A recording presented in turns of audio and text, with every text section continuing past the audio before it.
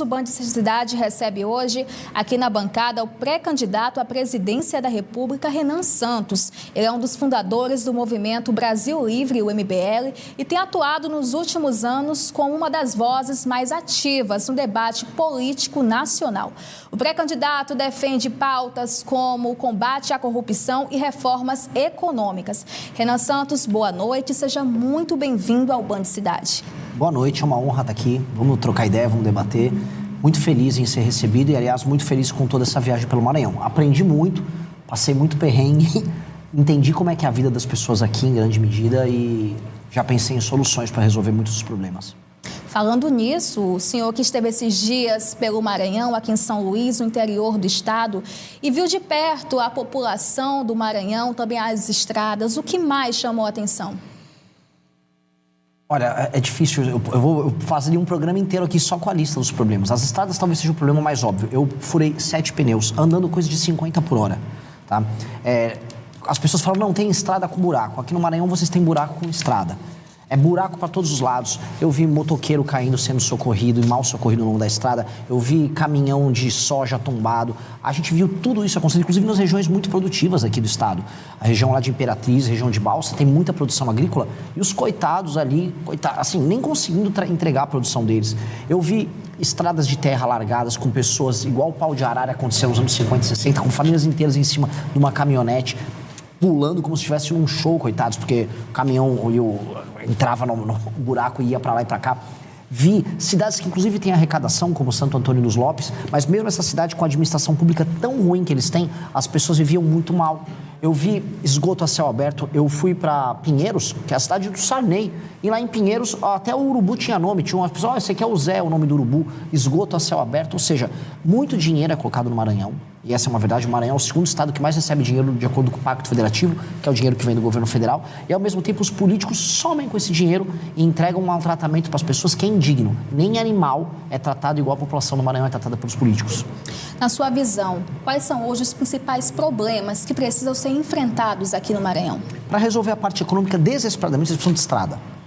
Desesperadamente. E não é qualquer estrada. Como vocês têm produção agrícola boa, e olha só que dádiva, o Maranhão tem produção agrícola que vale a pena e está crescendo. A gente tem que dar estrada de concreto, para o caminhão não ter buraco, para as pessoas poderem ir e vir numa boa. Estradas vicinais, as estradas estaduais que vão levando para os municípios também. Sabe, é só comprar e não superfaturar o orçamento do asfalto, como fazem, que você vai ter um asfalto simples, a pessoa vai poder entregar a produção dela aqui e ali, vai poder circular de uma cidade a outra de maneira livre. Isso é uma das coisas. A segunda coisa, brecar o avanço do crime organizado. A gente está falando aqui de um dos 10 estados mais inseguros do Brasil, que é o caso do Maranhão, com um dos piores índices que envolvem homicídios e roubos de celular e roubos de bens pessoais das pessoas. Está todo mundo com medo. Feminicídio subiu no Maranhão também. E a terceira coisa que é muito importante a gente colocar aqui, o Maranhão apresenta uma taxa de analfabetismo próxima dos 15%. Eu visitei famílias em que as pessoas não sabem ler e escrever de verdade. E isso assusta. Nós estamos em 2026. Analfabetismo era uma coisa para a gente ter resolvido nos anos 50, 60. Isso ainda existe aqui no estado. E aí eu pergunto, o dinheiro do governo federal, o dinheiro do Fundeb vai para as escolas. O que eles estão fazendo com esse dinheiro? Por que as pessoas não estão sabendo ler e escrever? Então tem uma situação de calamidade aqui. E eu volto a falar, para quem mora no Maranhão, a situação aqui é de calamidade. O que pode ser feito para melhorar na prática essa realidade? Primeira coisa, assim, eu vim aqui para o Maranhão muito mais para arrumar inimigos do que arrumar amigos. No sentido que eu vou apontar os erros. A classe política do Maranhão sabota a população. Eu nunca vi nada igual à classe política daqui. Então, uma das coisas que nós podemos fazer é ter quadros novos na política que não tenham rabo preso com ninguém e que estejam dispostos a trabalhar por desempenho. Ou seja, se não melhorar a saúde, a educação e a segurança e a infraestrutura aqui do estado, essa pessoa não pode sequer ter direitos políticos. Eu vou, como presidente da República, passar a lei. Vai funcionar assim. Prefeito que não entregar melhoria na saúde, segurança, educação e infraestrutura não pode concorrer na eleição seguinte. Fica inelegível. Aí, se ele quer chamar o Wesley Safadão para fazer show, igual tentaram fazer em Santo Inês, se ele quer comprar voto, aí não vai poder, porque ele vai estar inelegível. Então, eu vou acabar com essa farra. Outra coisa que eu vou fazer, eu vou fundir município. Tem mais de 200 municípios. Aqui tem 217 municípios no Maranhão. Eu vou ter menos de 100 municípios. Vamos juntar os municípios, ter uma administração só, para deixar desempregado esse monte de vereador, os babão dos vereadores que são colocados dentro da máquina pública, e com base nisso a gente racionalizar, fazer entregas boas para as pessoas. Isso é, assim, a primeira coisa que tem que fazer, e o governo federal tem que atuar ajudando nisso. A classe política daqui, eu volto a repetir, eu estou rodando o Brasil todo, eu nunca vi uma classe política tão absurda quanto a do Maranhão. Esses caras são piores do que uma bomba atômica. Você fala assim, Renan, você prefere pegar ebola, você prefere ser atropelado por uma carreta ou ser administrado por um político do Maranhão? Eu prefiro pegar ebola e ser atropelado por uma carreta. Eu nunca vi uma coisa tão ruim quanto os políticos aqui. Pré-candidato, falando nisso, hoje mais cedo o senhor esteve no bairro Coroadinho, aqui em São Luís, e uma fala sua chamou a atenção. Vamos acompanhar. Pessoal, o Pedrinho me trouxe para gravar em Coroadinho, uma favela aqui em São Luís do Maranhão. E é uma filial do inferno, tá? A quantidade de cachorro morto que tem aqui, no meio da rua, cara. Eu vi 3 cadáveres de cachorro. Um lugar tomado pelo crime. Cara, isso aqui é uma filial do inferno. Isso aqui é uma filial do inferno.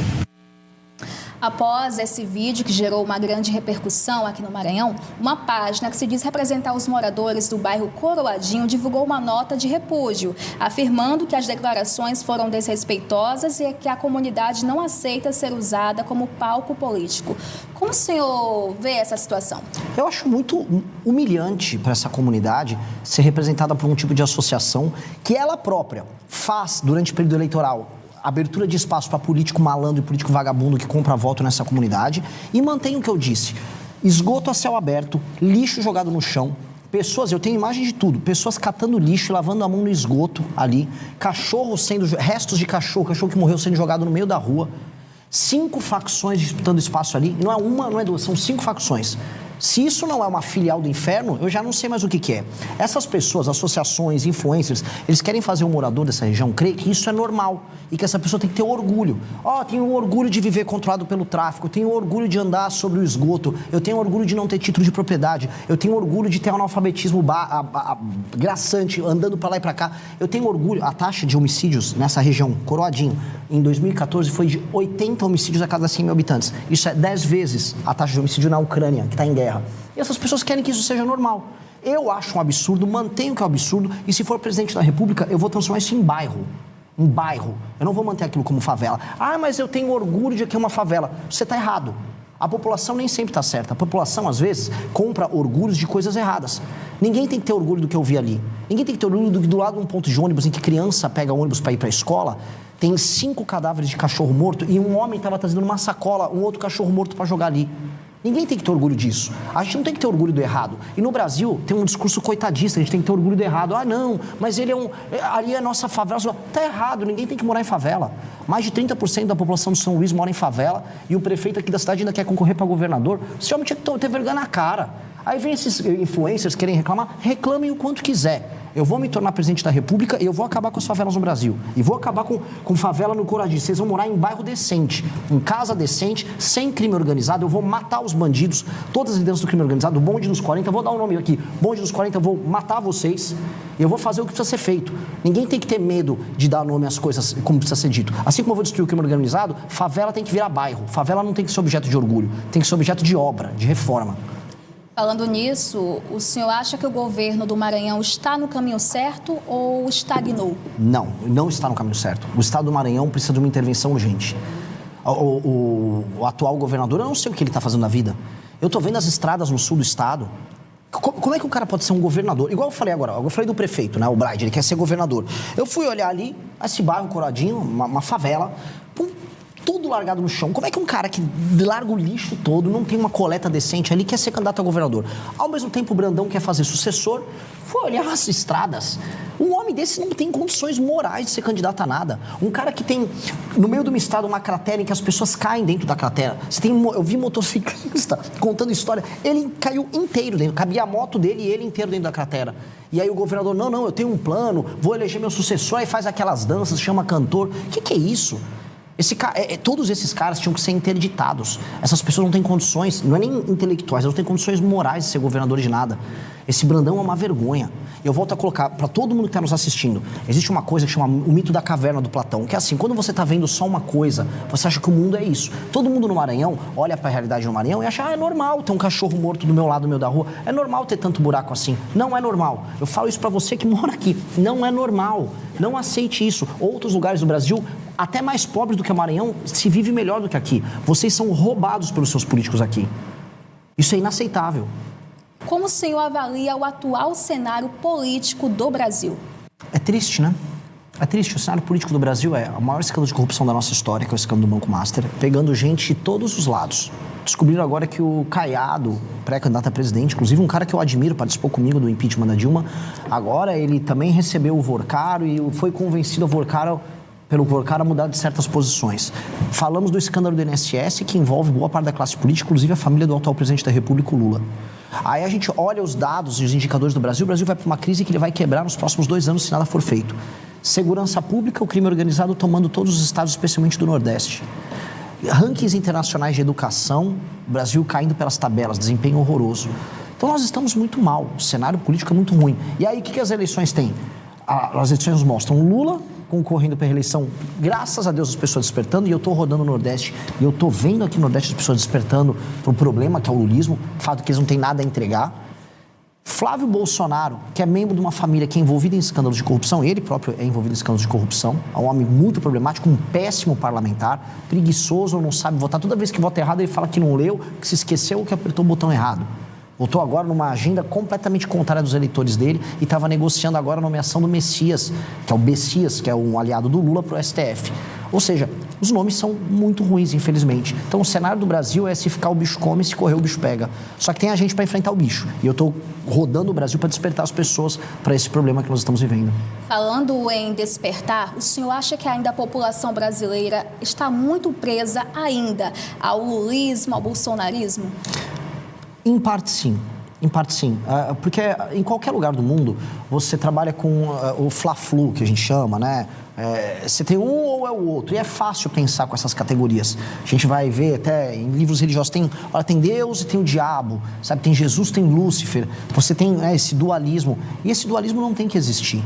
O dualismo não tem que existir, primeiro porque o diabo não tem que ocupar espaço em nada. E o que eu falo para as pessoas é, de um lado você tem o capeta, que é Lula, e do outro você tem o Judas, que é o Flávio Bolsonaro, que é a família que trai as pessoas. Então nós temos que ter um outro caminho. E não é nem terceira via, é a única via. Quais são os problemas do Brasil, independente se você é de esquerda ou de direita. O que nós temos que resolver para ter estrada que funciona, para ter moradia, para acabar com as favelas, para fazer a economia crescer, para fazer as pessoas saírem do Bolsa Família.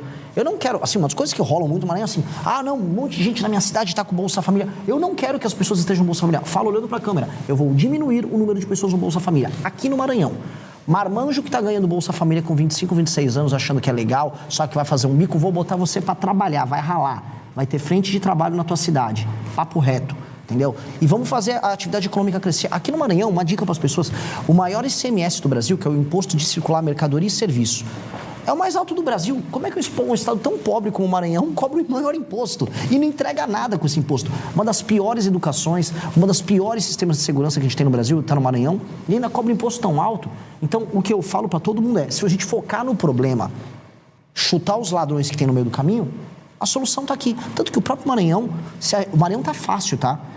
É mais difícil você crescer o Ceará, tem um clima muito mais complicado, a terra é árida, do que aqui. Aqui tem terra boa para tudo quanto é lado, tem energia elétrica, tem rios, tem água abundante, dá para desenvolver com agro, tem um porto muito bom, tem acesso ao Atlântico Norte, aos Estados Unidos, à Europa, ao Canal do Panamá muito mais fácil, dá para transformar o Maranhão numa potência. O problema é que tem um trabalho de profissionais. Os políticos daqui são profissionais, a começar o tal do Brandão. Eles são muito profissionais de deixar o Estado uma porcaria.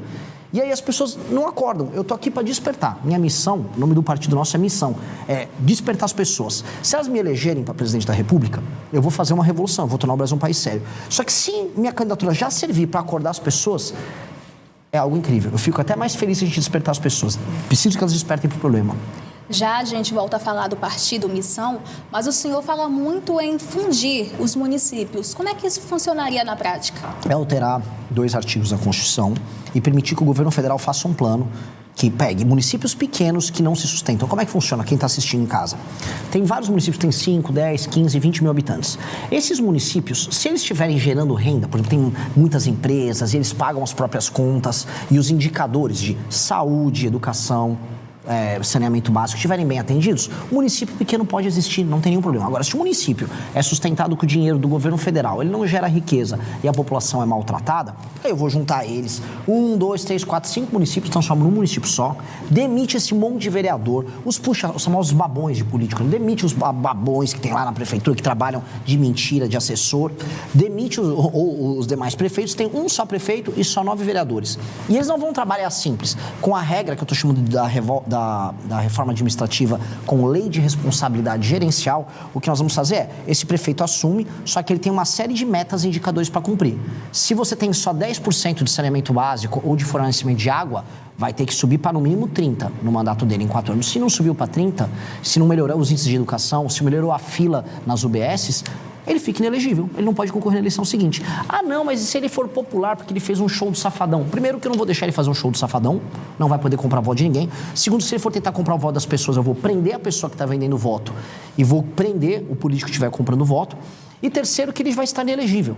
Agora, se ele cumpriu a meta, se foi um bom prefeito, melhorou o saneamento básico, melhorou a educação, melhorou a segurança, fez empresas se instalarem ali, o município começou a esquentar, a economia cresceu, as pessoas estão com emprego, estão comprando uma moto, estão comprando um carro, estão fazendo uma casa, a vida começou a melhorar, o cara vai poder fazer o show do Safadão no município dele numa boa, tá? Eu vou querer ver a população daquele lugar feliz, ele vai poder concorrer à reeleição e o partido dele ainda ganha fundo partidário eleitoral como prêmio porque ele foi um bom prefeito. Então a gente tem que bater no político que não presta, no prefeito, mas se o político que presta, a gente tem que premiar. Essa é a regra que a gente vai fazer. Fazendo isso e fundindo o município, a administração aqui vai melhorar tanto, mas eu te falo, tanto, que vocês vão dar um salto. O Maranhão vai começar a crescer 10% ao ano, 10 a 15% ao ano, até começar a pegar o ritmo de ser um dos maiores estados do Nordeste, que é o que ele tem que ser. Agora falando do Partido Missão, que ele surge como uma alternativa no cenário nacional, o que diferencia o Partido Missão dos demais partidos? Começar pelo nome, né? Todo mundo que acompanha partido político no Brasil vê que é uma sopa de letrinha. PSB, Partido Socialista Brasileiro, PMDB, Partido da Mobilização Democrática Brasileira. Ninguém sabe o que significa isso aí. E missão significa o seguinte, o que significa quando você está numa missão? Você tem uma ideia, um plano, e você tem um período de tempo para implementar. Isso se torna uma missão. A missão, como o nome do partido, significa que nós somos um grupo de pessoas que tem um senso de urgência. O que é urgência? Eu preciso, enquanto eu estiver vivo, nos próximos 30 anos, fazer o Brasil virar um dos 5 maiores países do mundo. Essa é a nossa missão. Eu quero que daqui 30 anos o meu país esteja junto com China, Rússia, Estados Unidos e Índia, mandando no mundo. Mandando foguete para o espaço aqui da base de Alcântara, no Maranhão, tendo alta tecnologia, produzindo inteligência artificial, tendo forças armadas poderosas, destruindo o crime organizado, sendo influente. Essa é a missão. Então, o meu partido surgiu para cumprir isso. E aí a gente fez uma lista de políticas que a gente tem que implementar para fazer isso, publicamos isso em livros e montando o partido.